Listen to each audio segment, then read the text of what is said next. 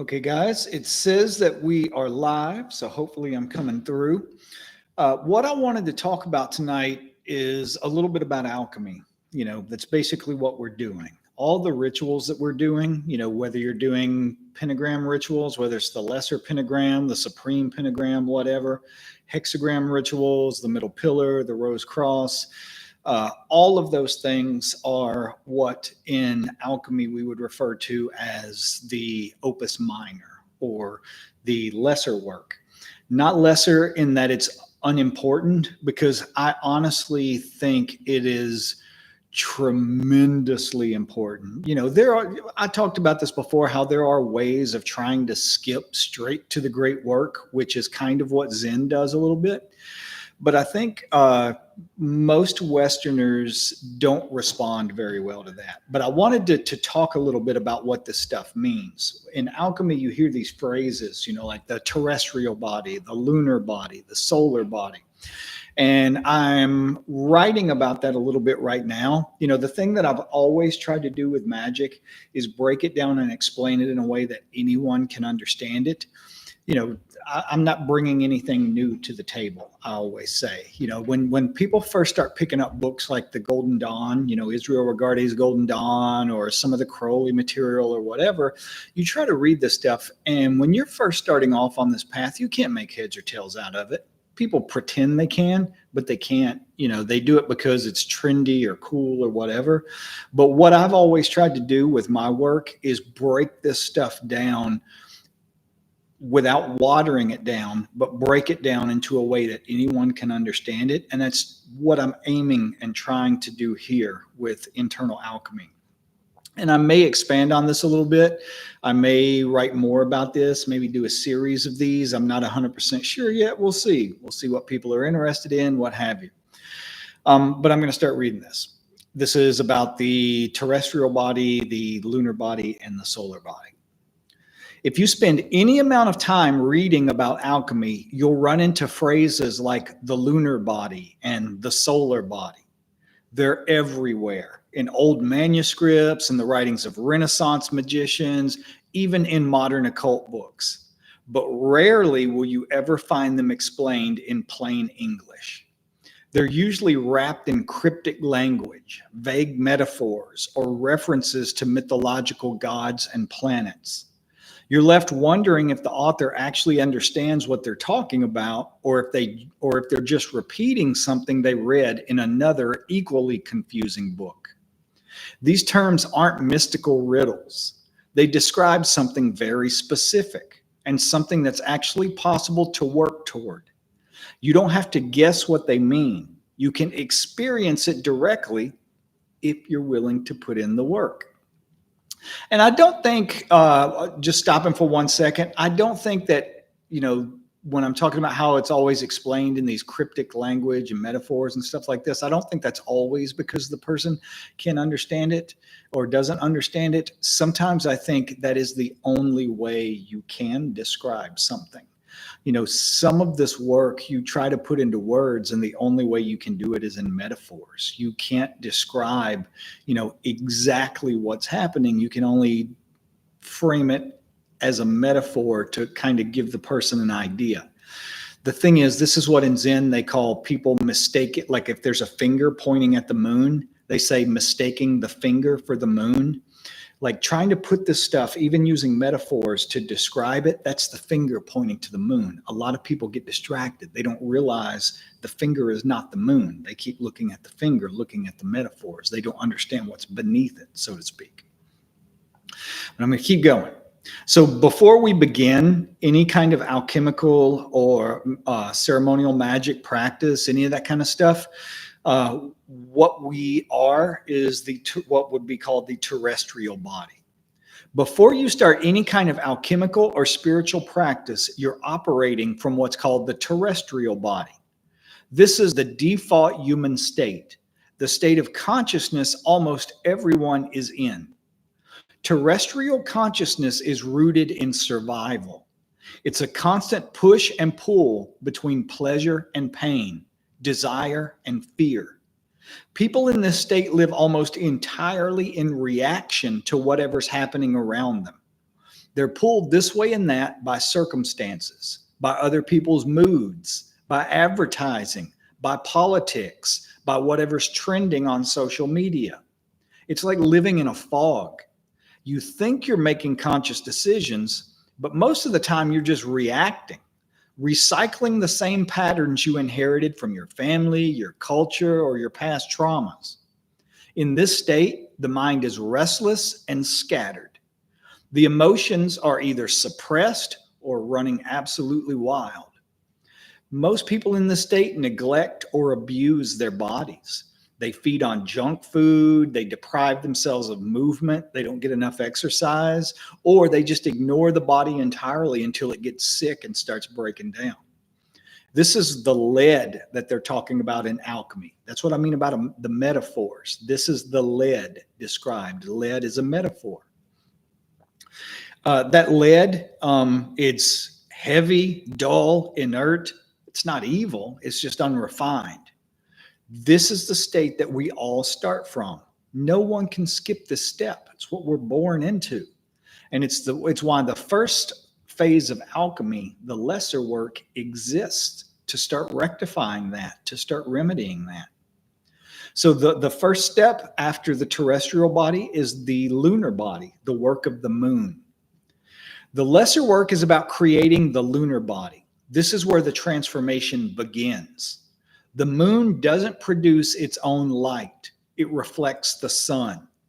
In the same way, the lunar body is a purified vessel that can receive and reflect higher consciousness without distorting it. You can think of it as a mirror that has to be polished before it can show a clear image. In the early stages, this means working with the basic building blocks of your own being, the elements, or the basic building blocks of your own being, which are the elements. In Western esotericism, there are 4 primary elements: earth, air, water, and fire.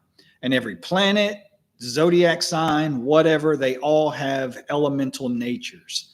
This is why Mars is considered a fiery planet, or Venus is an earthy planet, or Mercury is airy, and so on. It's also why Aries is called a fire sign, Cancer a water sign, Virgo an earth sign.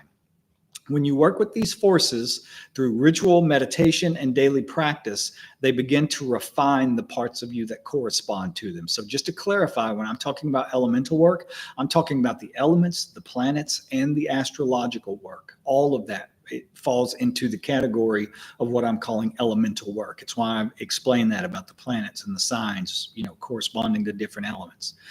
But one other thing I wanted to point out here, when I'm saying things like the moon doesn't produce its own light, it reflects the sun, in the same way that the lunar body is a purified vessel that can receive and reflect higher consciousness. What I mean is your lunar body, the lunar body, that is the consciousness that you think is you. So whenever we start doing all of this work, that's what's going to start changing at first. That's what's becoming purified and refined. That's what decides, oh, I shouldn't be smoking. I should be eating healthier. I need to start studying this, or I need to start pruning off these things that no longer serve my greater good so that I can channel my fire into what does. All of that stuff is working on what? The part of you that functions in the world. That's the personality. The lunar body is the personality. It's what you think of as you. It's not really you. This is what we mean by it can only reflect the sun. Like the sun is the higher part of you. But the more you do these rituals, the more the higher part of you starts to show through the personality. You don't seek out drama as much. Maybe you stop gossiping, you stop criticizing, all of these different things. That's what we're talking about by the light of the sun starts to shine more and more through the moon. Hopefully that makes sense. So the parts of us that correspond to these elements, like with earth, this relates to your physical body, your health, your stability. When earth is in balance, you naturally make choices that will strengthen your body instead of destroying it. Maybe changes to your diet, quitting smoking, getting enough sleep, exercising. You'll also start to feel more grounded and less easily thrown off by external events, meaning things that go out around in the world don't shake you nearly as much as they used to. The next would be air. Air is the realm of the mind, communication, perception. Working with air sharpens your thinking, increases your capacity for focus, and makes you more curious. You start studying, questioning, and seeking understanding. All of that starts to happen whenever you're invoking air daily. Water. This governs your emotions, your intuition, and capacity for empathy. When water is purified, your emotions flow without overwhelming you, meaning you don't get caught up in them the way most people do. You can feel deeply without drowning in what you feel. You become capable of compassion without losing your boundaries. What I mean by you don't get swept away the way most people do is let's say anger arises because of something that happens in traffic. People who get swept away by it go into road rage. People who don't are like, okay, that made me angry for a second, whatever just happened here, but what can you do? I'm going to keep driving and minding my own business. That's what I mean by not getting swept away by it. But then after that is fire. This is your will, your energy, your drive to act. Purified fire gives you discipline and courage. It's the force that carries you through the work when it stops being exciting and starts being difficult. And it will. It will, in the beginning, it's all novel and fun and new. That will wear off. It will become work eventually. And you have to develop that discipline to keep doing it. And that's part of what doing the firework does. By invoking and balancing these forces daily, you begin to reshape your inner structure. You're essentially building a new body on a subtle energetic level, the lunar body. Elemental work as a long road. What I mean by that is this isn't going to be quick. One of the biggest misconceptions about spiritual work is that it's quick. People think they can meditate for a few months or burn some incense during a ritual and they'll be enlightened by summer. It doesn't work that way. I did this work, I started noticing changes in myself within 3 weeks, but really that continued for I probably could have done it quicker if I would have, stopping and starting and what have you, but I went through it for like 20 years.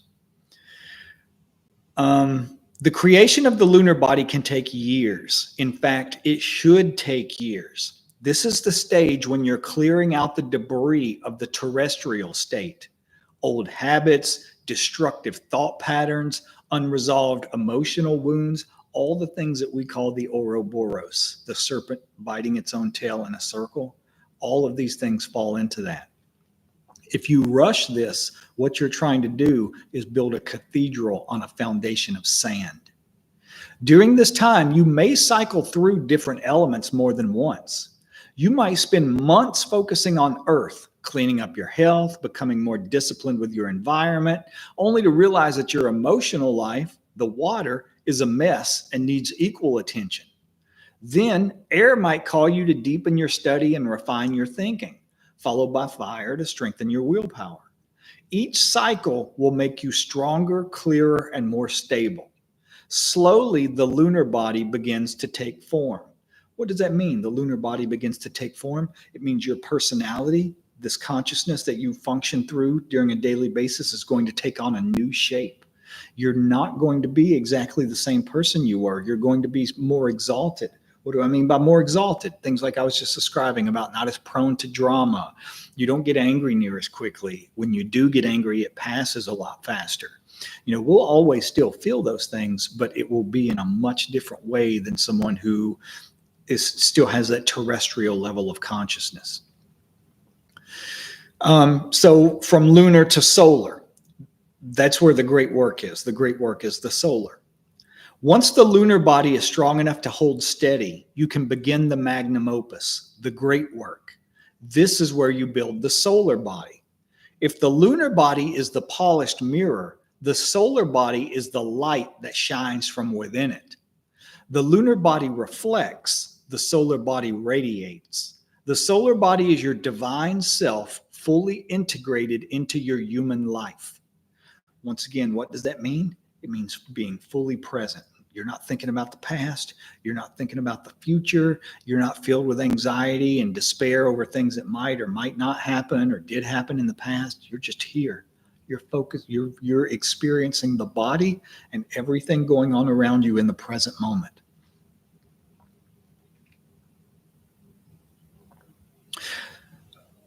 The solar body is your divine self fully integrated into your human life. Where the lunar work is receptive, that means it's receiving divinity and changing because of the divinity it's receiving. The solar work is creative. In the lunar stage, you purify yourself so that you can receive higher energy without distortion. In the solar stage, you become a source of that energy. You embody it. You act from it. But you can't skip straight to this stage. If you try to pour the sun's fire into an unprepared vessel, it will crack.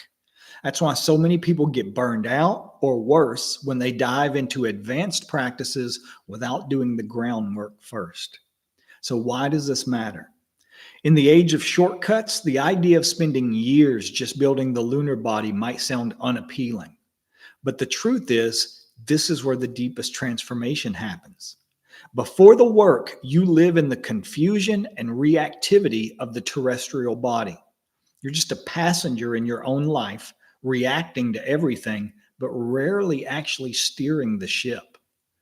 The lunar work gives you the ability to steer. The solar work gives you the ability to navigate by the light of your own inner sun. Navigate by the light of your own inner sun. That's when you're going to find your do, your will, and that will become your new spiritual path. Not the rituals of the past, but your way.